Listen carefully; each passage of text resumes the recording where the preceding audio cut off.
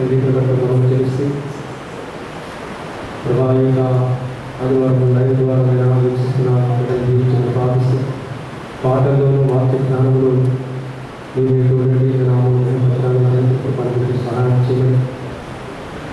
ప్రత్యేకమైన ఆశీర్వాదంలో ఈ యొక్క కార్యక్రమంలో ఆదినంత వరకు మీరు తీసుకువహించి నువ్వు మమ్మల్ని నడిపించుకొని యేసు పరిశుద్ధమైన ప్రార్థన చేస్తున్నాం తండ్రి. ఆమేన్. ఆరాధన కార్యక్రమం ప్రారంభించే ముందు ఆంధ్ర క్రైస్తవ కీర్తన పుస్తకం నుండి 7వ పాట సన్నిధింతమో ప్రభువారి కీర్తనతో ఆరాధనలో పాల్గొంటాం.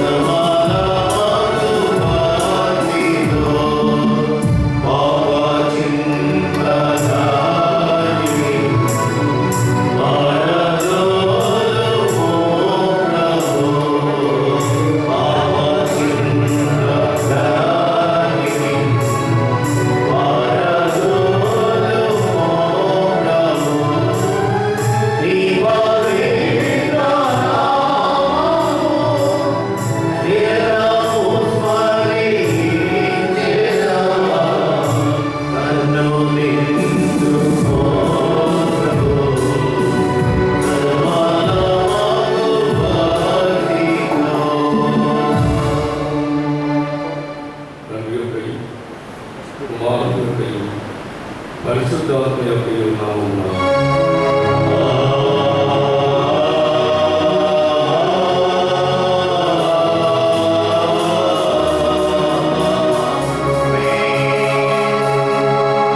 నీ వెలుగును నీ సత్యంలో బయలుదేరి చేయి.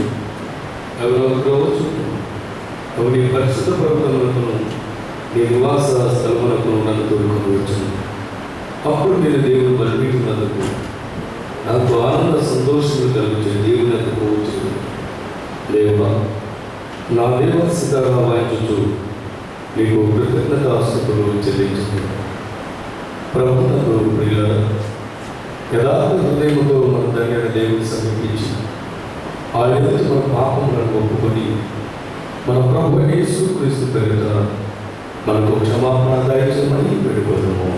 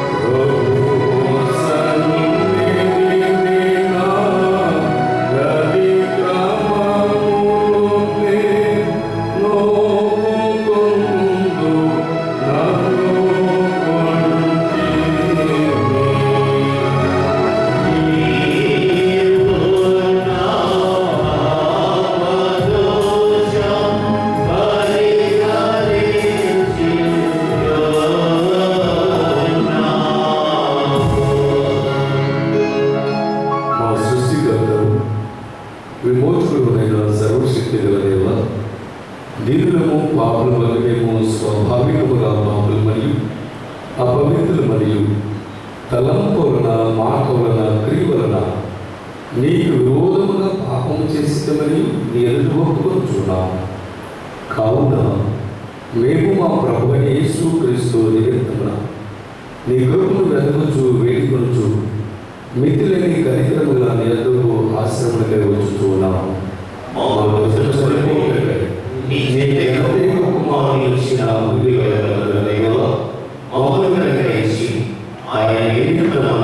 మా సమస్త పాపములకు క్షమాపణ దయచేయు.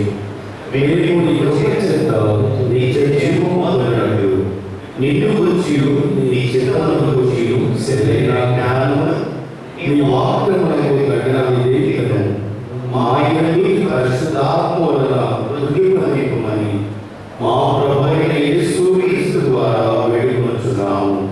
ఆమేన్.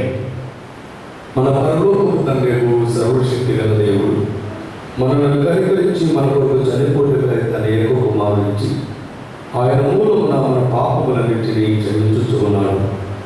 ఆయన నామమునందు విశ్వాసముంచు వారికి దేవుని కుమారులకు అధికారం ఇచ్చుచు వారికి తన పరిశుద్ధాత్మను అనుగ్రహించును. నమ్మి బాప్తిస్మము పొందినవాడు రక్షించబడును. ఓ ప్రభువా, ఈ రక్షణ మా అందరికీ దయచేయు.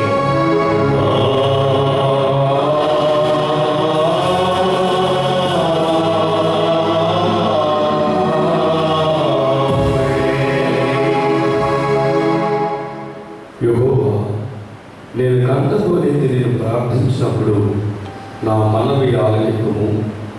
నా రక్షణకర్త ఒక దేవ, నన్ను దిగనాడకము, నన్ను విడువకము. యెహోవా నాకు వెలుగు రక్షణ ఉన్నాడు, నేను ఎవరికి భయపడుదును.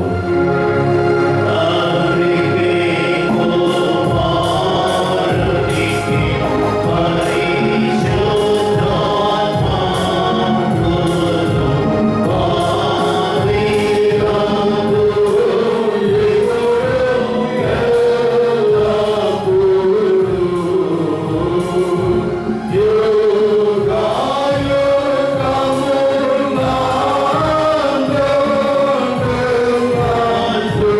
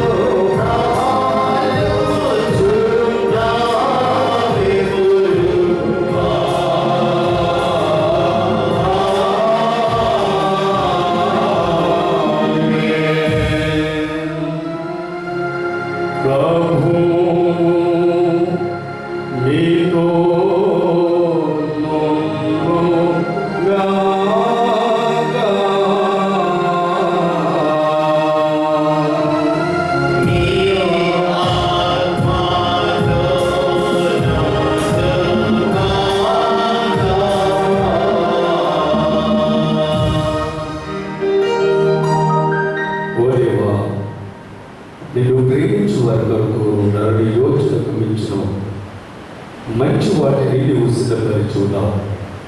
సమస్తమైన వాటి కంటే నేను ఎక్కువగా ప్రేమించు మేము కోరగల వాటన్నిటికీ మించిన నీ వాగ్దానము పొందినట్లు ప్రేమతో మా హృదయములను నింపుమని నీతోనూ పరిశుద్ధాత్మతోనూ సదా ఏక దేవుడు అని యుగ యుగములు జీవించుచు పరిపాలించుచున్నాడు నీ కుమారుడు మా ప్రభువైన యేసు క్రీస్తు ద్వారా వేడుకొనుచున్నాము. ఆమేన్. దయచేసి కూర్చునండి.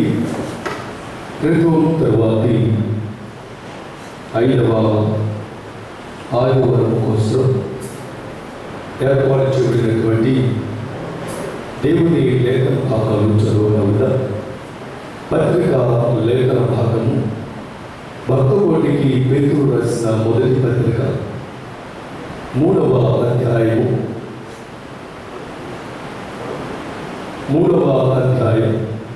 8వ వచనం నుండి 15వ వచనం వరకు నా లేఖన భాగాన్ని బడుగు భోజనంగా చదివించాలని మనం చేస్తున్నాం.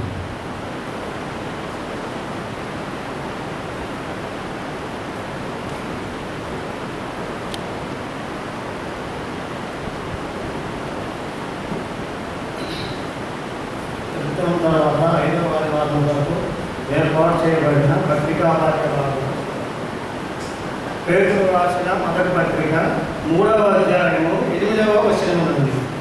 తుదకు మీరందరూ ఏక మనసులై ఒకరి సుఖ దుఃఖములందు ఒకరు పాలుపడి సహోదర ప్రేమ గల వారును కరుణాశక్తులను వినయ మనస్కులనై ఉండుడి.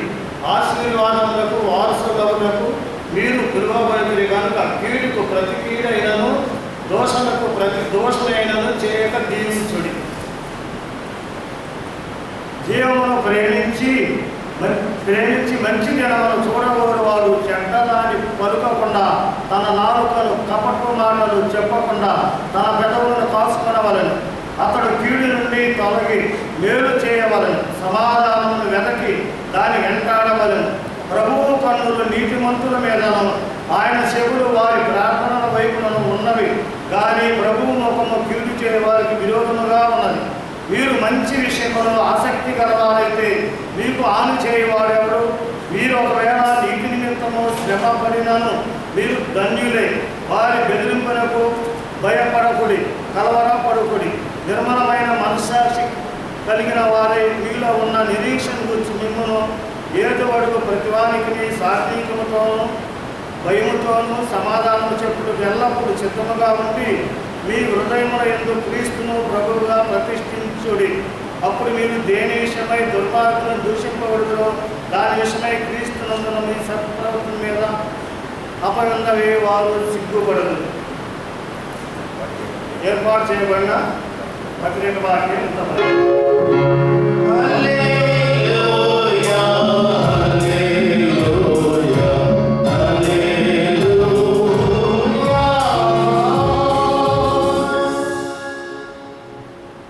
తర్వాతి 5వ ఆదివారం కోసం ఏర్పాటు చేయబడిన పరిశుద్ధ సువార్త లేఖన భాగం పరిశుద్ధుడైన లూకా వ్రాసిన సువార్త 5వ అధ్యాయం 1వ వచనం నుండి 11వ వచనం వరకు ఉన్న లేఖన భాగాన్ని మన పిసిసి చైర్మన్ గారు అయినటువంటి శాంతి గారు వారు చదివించాలని మనం చేస్తున్నాం.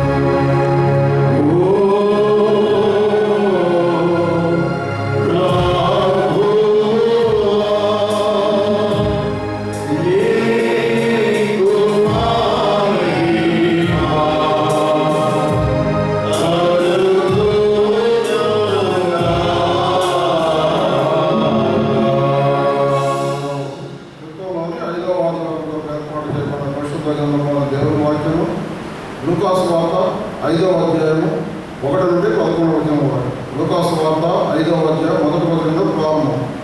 జనసమూహము దేవుని వాక్యం వినుచు ఆయన మీద పడుతుండగా ఆయన గెన్నెసరెతు సరస్సు తీరును నిలిచి ఆ సరస్సు తీరును ఉన్న 2 దూరంలో చూశాను.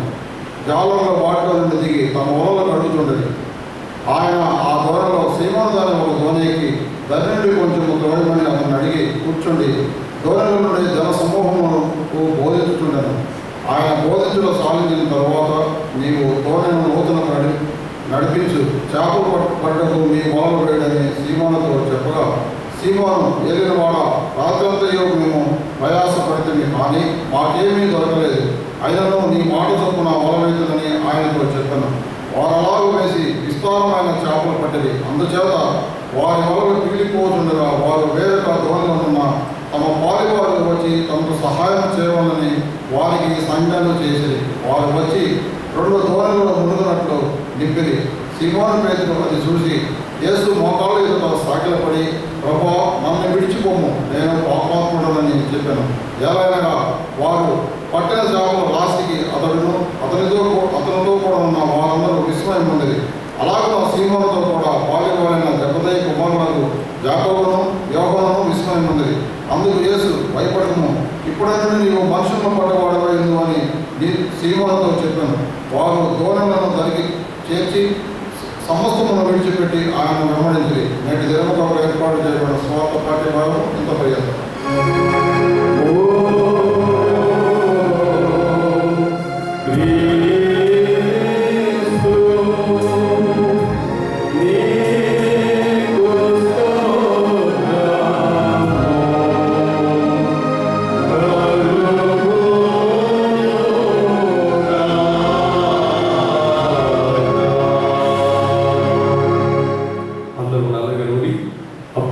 విశ్వాస ప్రమాణములు ఒప్పుకుంటుంది. భూమి ఆకాశములను సృజించిన సర్వశక్తి గల తండ్రి అయిన దేవుని నమ్ముచున్నాను. ఆయన ఏకకుమారుడు మన ప్రభువైన యేసు క్రీస్తును నమ్ముచున్నాను. ఈయన పరిశుద్ధ ఆత్మ గర్భమున ధరింపబడి కన్య అయిన మరియకు పుట్టి కొద్ది పిల్లలకు ఆరోగ్య క్రింద శ్రమపడి సిలువ వేయబడి చనిపోయి సమాధి చేయబడి అదృశ్య లోకములోకి దిగినని చనిపోయిన వారి నుండి సర్వశక్తి గల తండ్రి అయిన దేవుని కుడి చేతి వైపున కూర్చి ఉన్నాడని సజీవులకు మృతులకు తీర్పు చేయటకు అక్కడ వచ్చునని నమ్ముచున్నాను. పరిశుద్ధాత్మను నమ్ముచున్నాను. పరిశుద్ధ క్రైస్తవ సంఘములకు పరిశుద్ధుల సహవాసములు ఆపక్షమాపడి శరీర పునరుద్ధారణకు నిత్య జీవమును అని నమ్ముచున్నాను. ఆమేన్. దయచేసి కూర్చునండి. ప్రియమైనటువంటి వారులారా, ఈ క్రితం తర్వాతి 5వ ఆదివారంలో దైవ సందేశం అందించకూడదు. దైవ సందేశం అందించడానికి మన గురువారు దైవజేస్తారు. దైవ సందేశాన్ని అందించకూడదు. మన సంఘ సాధన పుస్తకంలోని 462వ కీర్తన జయప్రభు యేసుని వెంబడించుచు జయముగా నడిచేటువంటి కీర్తనను మనం అందరం కలిసి పాడుకుంటాం.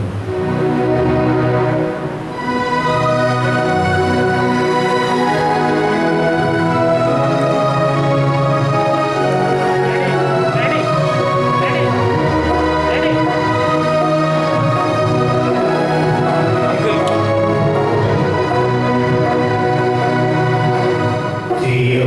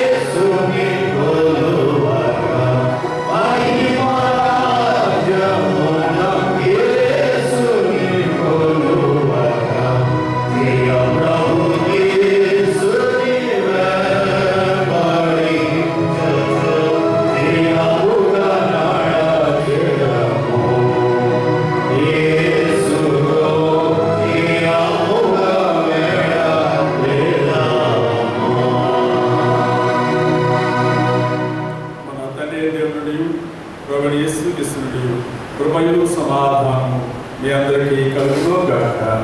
ఆమేన్. దయచేసి కూర్చోండి. ఈ దినం కొరకై ఏర్పాటు చేయబడిన దేవుని లేఖన భాగము పేతురు రాసిన మొదటి పత్రిక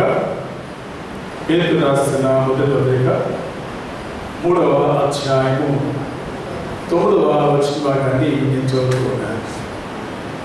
3వ అధ్యాయం 9వ వచన భాగాన్ని నేను చదువుతున్నాను.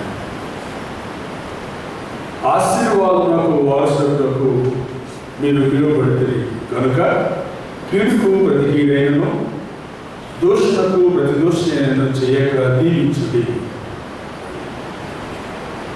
Do not repay evil with evil or insult with insult, but with blessing, because to this you are called, so that you may inherit a blessing. ప్రార్థన చేసుకుందాం. పరిశుద్ధుడు పరిశుద్ధుడు పరిశుద్ధుడు అని నిత్యము తలచేత పొగడబడుచున్న మా పరమ తండ్రి, నీకే వందనాలు చెల్లిస్తున్నాం.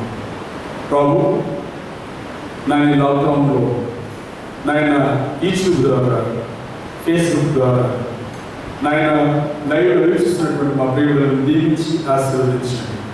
ఈరోజు అనేక మంది బిడ్డలు నిజానికి రావడానికి కొరకు చెప్పాము. ఈ దేవాలయంలో ఆయన ఎన్నో దినాలుగా గడపాలని నాయన ఆతృత కలిగి, ఆశ కలిగి, ఎప్పుడు దేవుని సన్నిధిలో కనబడదనా అని దావీదు ఆశించినంత ఆశతో చేరువచ్చిన అందరినీ కూడా మీరు దీవించి ఆశీర్వదించమని ప్రార్థన చేస్తూ ఉన్నాయి. ఇంతదాకా ఆరాధనలు తోడైనారు, పాటలు తోడైనారు. ఇప్పుడు ఈ వాక్య భాగం ధ్యానిస్తూ ఉంటారు. మీరు మా మధ్య ఉండి ఈ ఆత్మ స్థలంలో ఉంచి నేను మా బిడ్డలకు కావాల్సినటువంటి ఆత్మీయమైన ఆహారం వీళ్ళకి అందించి బలపరిచి దీవించమని, ఇది దోస్తుడు అయోగ్యుడి దోస్తుని అర్హమైన పాత్రగా నన్ను వాడుకొని మీరు మహిమ పొందమని ప్రార్థన చేస్తూ ఉన్నాను. మా సేదుర్గమ, మా విమోచకుడ, మా నోటి మాటలు, మా అందరి ధ్యానము దృష్టికి అంగీకారముగా చేసుకున్నామని నజరేసు నామమున వేడుకొనుచున్నాము తండ్రి. ఆమేన్. ప్రభువును ప్రియమైనటువంటి దేవుని బిడ్డలారా, ప్రభు యేసుక్రీస్తు ప్రశస్త నామమున చేరువచ్చిన అందరికీ వందనాలు తెలియజేస్తున్నాను. అలాగే యూట్యూబ్లో, ఫేస్బుక్లో చూసిన మీకు కూడా ప్రత్యేక వందనాలు తెలియజేస్తూ ఉన్నాను. సమయంలో మనకు ఉన్నటువంటి అంశం ఏమిటంటే గాడ్స్ కాలింగ్. దేవుని పిలుపు. ఈ సందర్భాన్ని మనం జ్ఞాపకం చేసుకున్నప్పుడు యేసు ప్రభువారు శిష్యులను ఏర్పాటు చేసే టైంలో ఆయన ఒక నదీ తీరంలోకి వెళ్ళి అక్కడ చేపలు పట్టినటువంటి చాలామందితో మాట్లాడి అక్కడ వారితో సంభాషిస్తున్న విధానాన్ని మనము ధ్యానం చేస్తాం. అందుకే పేతురు అనుభవపూర్వకంగా రాస్తున్నట్టున్నాడు, ఆశీర్వాదములకు వారసులకు మీరు పిలువబడితే. ఎందుకు పిలువబడ్డారంటే మీరు ఆశీర్వాదములకు కారకులకు, వారసులకు మీరు పిలువబడ్డారు అని మాట్లాడుతాం. కాబట్టి మనందరం ఆశీర్వాదింపబడిన వారుగా లేక ఆశీర్వాదానికి వారసులుగా అంటే కీడు ప్రతి కీడు చేయకూడదు, దోషాలకు ప్రతి దోషాలు చేయకూడదు, కేవలం దీవించండి అని పేతురు తన పత్రికలో పత్రికలోకి రాస్తూ ఉన్నాడు. అయితే సందర్భంలో మనం ధ్యానం చేసిన అంశం గాడ్స్ కాలింగ్, దేవుని పిలుపు. శాపమునకు పిలువబడిన వారు జీవమును ద్వేషించి, జాగ్రత్తగా మనం గమనించాలి, శాపమునకు పిలువబడిన వారు జీవమును ద్వేషించి భిన్న మనస్కులై వేడి తీస్తూ సృష్టికి విరోధముగా తమ జీవిత యాత్ర కొనసాగించుకుంటా ఉన్నారంట. అయితే దేవుని ప్రేమించేవారు, అనగా ఆశీర్వాదమును పిలువబడిన వారు జీవమును ప్రేమించి ఏక మనస్కులై ప్రభువుని చేరడం, ఇచ్చే వారికి వారసత్వాన్ని కలుగజేస్తాం. పిలుపు దేవునిది. జాగ్రత్తగా మనం గమనించినట్లయితే పిలుపు దేవునిది, ఆయన పక్షపాతి కాదండి. పిలుపు దేవుని, ఆయన పిలుస్తున్నాడు, అందరినీ పిలుస్తున్నాడు. ఆయన పక్షపాతి కాదు. అంటే అందమైన వారునో, ఐశ్వర్యవంతులను, లేకపోతే దేవునికి ఇష్టమైన వారిని పిలవడం కాదు. ఆయన అందరిని పిలిచేవాడు, అందరి మీదకి దేవుని పిలుపు వస్తుంది. అయితే జాగ్రత్తగా మనం గమనించినప్పుడు దైవ ఆహ్వానము యోగ్యుడా అయోగ్యుడా అని ఎంపిక చేయగల అందరినీ ఆ ఆహ్వానము దేవుని పిలుపు అందరికీ వస్తుంది. నీ యోగ్యుడైనా సరే అయోగ్యుడైనా సరే. చాలా మంది అనుకుంటారు నేను వాడికంటే యోగ్యుడండి అంటే, నేను వాడికంటే యోగ్యుడంటే నీకంటే యోగ్యుడు మరొకడు ఉన్నాడు. యోగ్యుడా అయోగ్యుడా అని ప్రభువు చూడట అందరినీ పిలుస్తాడు. ఆయన పిలిచినప్పుడు ఆల్రెడీ మనం అందరిని పిలిచాడు. దేవుడు ఏదో ఒక టైంలో దేవుడు పిలుస్తూనే ఉంటాడు. పిలిచినప్పుడు రెస్పాండ్ అయిన వాళ్ళేమో దేవుని ఆశీర్వాదానికి వారసులు అవుతారట. రిజెక్ట్ చేసిన వాళ్ళేమో నిత్య నాశనానికి కారకులు అవుతారు. జాగ్రత్తగా గమనించాలి. ఆయన పిలుపుకు రెస్పాండ్ అయిన వాళ్ళు ఆశీర్వాదంలో కారకులు అవుతారు, నిత్య జీవానికి కారకులు అవుతారు, దేవుని వారసత్వానికి కారకులు అవుతారు. ఎవరైతే రిజెక్ట్ చేస్తారో, రెస్పాండ్ కాకుండా రిజెక్ట్ అవుతారో, దేవుని పిలుపు పిలిచినా అప్పుడే కాదులే బాబు, ఇంకా టైము ఇంకా టైము ఇంకా టైము ఇప్పుడు కాదులే అనేటువంటి వారు నిత్య నాశనములకు కారకులు అవుతారు అనే విషయాన్ని మనం గమనించాలి. దేవుని పిలుపులో మనం గమనించగలిగినటువంటి ఒక విషయం ఉందండి. ఏంటంటే ఆయన పిలిచిన బిడ్డ నీవున్న స్థలము, నీవు ఉన్నటువంటి సరౌండింగ్స్, నీవు ఎలాంటి వాడవో తెలియజేస్తాయి. జాగ్రత్తగా గమనించాలి. దేవుని పిలుపుకి వచ్చేసరికి నువ్వు ఎక్కడున్నావో అక్కడ ఆ సరౌండింగ్స్, ఆ పరిస్థితులు, ఆ ప్రదేశము, ఆ ప్రాంతము, నువ్వు ఉన్న స్థలము నువ్వు ఎలాంటి వాడు నిర్దేశిస్తుంది. చాలా జాగ్రత్తగా గమనించాలి. దేవుడు మనం పిలిచిన మనం ఎక్కడ ఉన్నామో గుర్తు చేసుకోవాలి. చాలాసార్లు ఉండకూడని స్థలంలో మనం ఉంటే దేవుని పిలుపు నీకు చెవులకు వినపడదు. ఆ స్థలం లాంటిది. అక్కడ స్థలంలో ఉన్నవారు దేవుని పిలుపు లోబడరు. అక్కడ ఉన్నటువంటి వారు వెళ్దామనుకున్న అవకాశం ఉండదు. అవి అలాంటి స్థలం. నువ్వున్న స్థలము నీ జీవితాన్ని తెలియజేస్తాం. చిన్న ఎగ్జాంపుల్ జ్ఞాపకం చేస్తున్నారు. మోషే ఐగుప్తు నుంచి పారిపోయి తన మామయ్య ఇంట్లో మాత్రం కాస్తూ గొర్రెలు కాపరిగా ఉన్నాడు. ఐగుప్తు దేశంలో రాజవంశీయుడిగా ఉండవలసిన వాడు, ఫరో వారసత్వం కలిగిన వాడు పారిపోయి వచ్చి తన మామయ్య ఇంట్లో దాక్కుని మామకు గొర్రెలు మేపుతూ ఉన్నాడు. గొర్రెలు మేపేటువంటి పరిస్థితుల్లో ఆ గొర్రెల్ని మేతగల చోటకు తోలుకుని పోవాలి, కొండలోకి తోలుకుపోవాలి, మెట్టలోకి తోలుకుపోవాలి, పొదల్లోకి తోలుకుపోవాలి, వాటి మేత ఏర్పాటు చేయాలి. ఎక్కడ మర్చుకుంటే అక్కడికి వాటిని తోలుకుపోవాలి. కాపరి లక్ష్యం. మోషే తోలుకుని పోతా ఉంటే ఒక స్థలంలో ఒక పొద కనబడతా ఉంది. ఆ పొద కాలిపోతా ఉంది. ఆ పొదల నుంచి మంటలు వస్తూ ఉన్నాయి. ఆ మంటలు ఎగసపడతా ఉంటే మోషే దాన్ని చూచాడట. మోషే చూసి ఇదేమిటి, ఎప్పుడు నేను చూడాలి, ఎప్పుడు వినది నేను చూస్తూ ఉన్నాను. మంటలు వస్తున్నాయి, చెట్లు కాలిపోవడం, చెట్లు పచ్చగానే ఉన్నాయి, మంటలు పైకి వస్తూ ఉన్నాయి. ఇది ఎలాగో సాధ్యమని దగ్గర నడుచుకుంటూ పోతా ఉన్నాడు. దగ్గర నడుచుకుంటూ పోతా ఉంటే ప్రభు ఆ పదం నుంచి మాట్లాడుతూ ఉన్నాడు. మోషే మోషే మోషే, దగ్గరకు రావద్దు. దేవుడు పిలుస్తా ఉన్నాడు. మోషే మోషే మోషే, దగ్గరకు రావద్దు. ఎందుకంటే నీవు అపవిత్రుడు, నీ కాళ్ళకు చెప్పులు ఉన్నాయి. ఇదిగో చెప్పులతో దగ్గరికి వచ్చేస్తున్నావు. ఈ స్థలము పరిశుద్ధ స్థలము, నేను పరిశుద్ధుడను. ఈ స్థలము పరిశుద్ధ స్థలానికి నీవు వచ్చినప్పుడు నీ చెప్పులు విడిచిరా.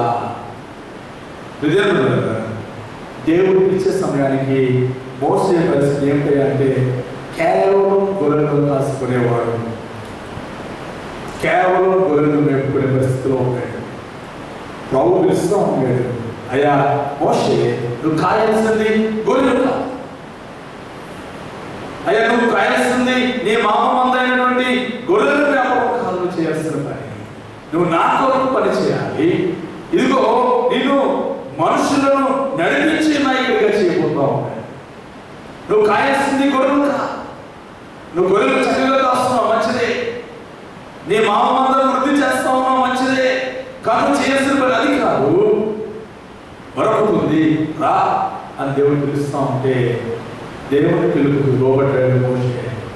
మొదట పెట్టి చేశాడయ్యా, నేను నోటి మాన్యం కాదండి, నేను జ్ఞానవంతుడు కాదు, నేను వెళ్ళలేను, చేయలేను, వాళ్ళు నన్ను నమ్మరు అని చాలా వాపోయాడు. కానీ దేవుని పిలుపుకు లోబడ్డాడు, దేవుని దగ్గరికి వచ్చాడు. That is called God's calling. దేవుని పిలుపు నువ్వు ఉన్న పరిస్థితిని తెలియచేస్తావు. నువ్వు కాయాల్సింది గొర్రెలు కాదు, దేవుని ప్రజలు, దేవుని ప్రజలకు నాయకుడు.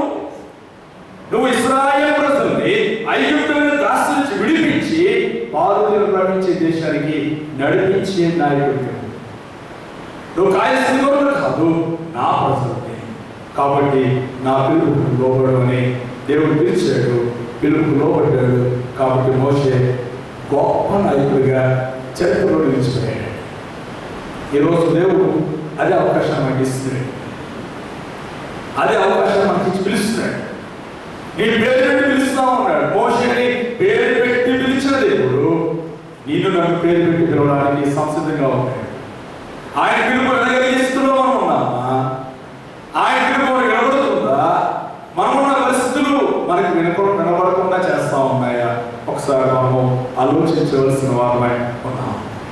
వింటే నువ్వు రెస్పాండ్ అయ్యావా, రిజెక్ట్ చేస్తావా?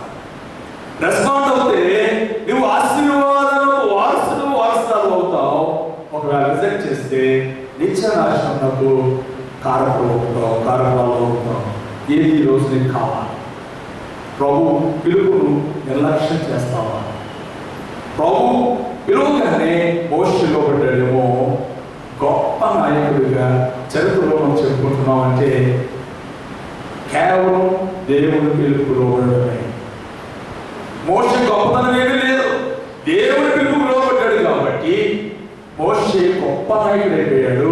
మోషే ఆకాశం నుంచి మన్నాను భూమించగలిగాడు, బండలో నుంచి నీళ్ళు తేగలిగాడు, సముద్రాన్ని 2 పాయలు చేయగలిగాడు. ఇదంతా ఎలా అంటే దేవుని పిలుపుకు లోబడిన వారు ఆశీర్వాదములకు కారులకే వారసులకే లోబడ్డారు.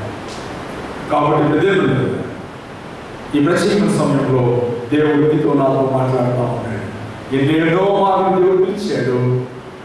అప్పుడే కాదులే నన్ను దోషిస్తాడేమో. ఇది ఒకసారి రిమైండర్. దేవుడు మరొకసారి నేను ఈ వాక్యం ద్వారా హెచ్చరిక చేస్తాను. రెండోది ఆలోచన చేసినప్పుడు యాకోబు బాగా కనిపిస్తూ ఉంది. యోహాను సువార్త 4వ అధ్యాయం మీరు చూసినప్పుడు 4వ అధ్యాయం మొదటి నుంచి మనం చదువుకుంటూ పోతా ఉంటే అక్కడ యేసు ప్రభువారు 12 గంటల సమయంలో మండు ఎండలో భయంకర వేడి అక్కడ ఉంది. ఆ బావి దగ్గర ఎటువంటి షెల్టర్స్ లేవు. ఆ బావి దగ్గర వేడి భయంకరంగా ఉన్నప్పటికీ ప్రభు వాళ్ళకి వెయిట్ చేస్తూ ఉన్నారు. అక్కడ ఒక స్త్రీ వచ్చింది. ఆ స్త్రీ ఎండగాలో వచ్చిందండి. అది ఆశ్చర్యం. సాధారణంగా నీళ్లు పూర్వకాలంలో బావులకు పోవాలన్నా, నీళ్లు చెరువులకు పోవాలన్నా నీళ్ళు తెచ్చుకునే వారైతే పొద్దునే తెచ్చుకుంటారు, లేదా సాయంకాలం తెచ్చుకుంటారు. మండు ఎండలో ఎవరు నీళ్ళు తెచ్చుకోరు. అలాంటి పరిస్థితుల్లో ఈ బావి దగ్గరికి మంచి ఎండలో ఒక స్త్రీ వచ్చింది.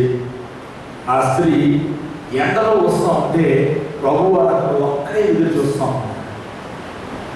ఆమె బావి దగ్గరికి వచ్చింది, కుండ పట్టుకుని చేపట్టుకుని వచ్చింది. ప్రభు ఆమెతో మాట్లాడుతున్నాడు, అమ్మ దాహం నీళ్ళు ఇస్తామంటే, నువ్వు యూదులు చూస్తాను, యూదులో ఉన్నావు, నేను సమరస్త్రీని, నాతో నువ్వు మాట్లాడుతున్నావేంటి, నేను నన్ను నీళ్ళు అడుగుతున్నావేంటి, మాకు మీకు